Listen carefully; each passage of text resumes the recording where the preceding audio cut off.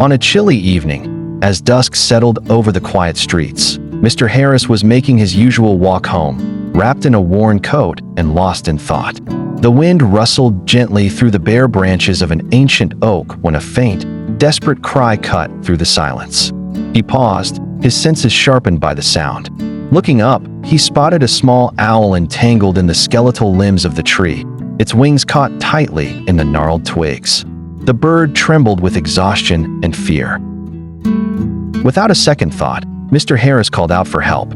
A few passers-by stopped, and together, they formed a makeshift ladder, enabling the elderly man to climb up.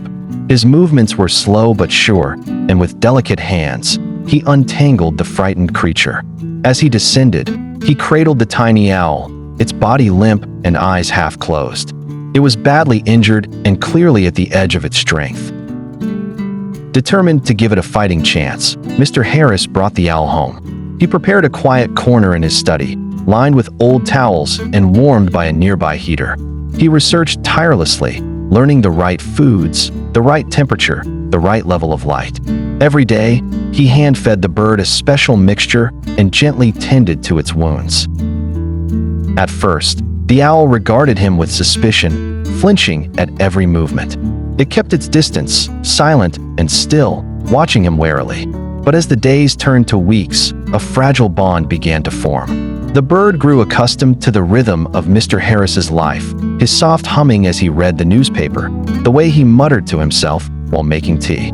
Eventually, it would perch on his shoulder, tilting its head curiously whenever he spoke, letting out soft hoots as if replying. Through the turning seasons, the owl slowly regained its strength. Its feathers grew glossy and full, its eyes brighter, more alert. Mr. Harris, though fond of its company, knew that it did not belong in his study forever. Wild things, he understood, are not meant to be kept.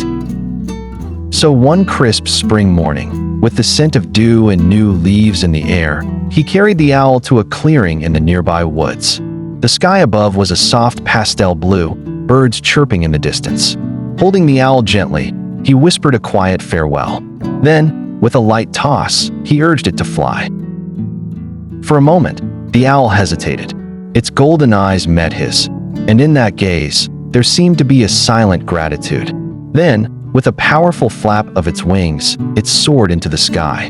Mr. Harris watched as it disappeared into the canopy, becoming a speck against the horizon. He stood alone in the clearing, the wind tugging gently at his coat. A quiet smile crept across his face, not of sadness, but of peace. The time they had shared had come to an end, but in his heart, he knew he had given that small creature not just its freedom, but a second chance at life.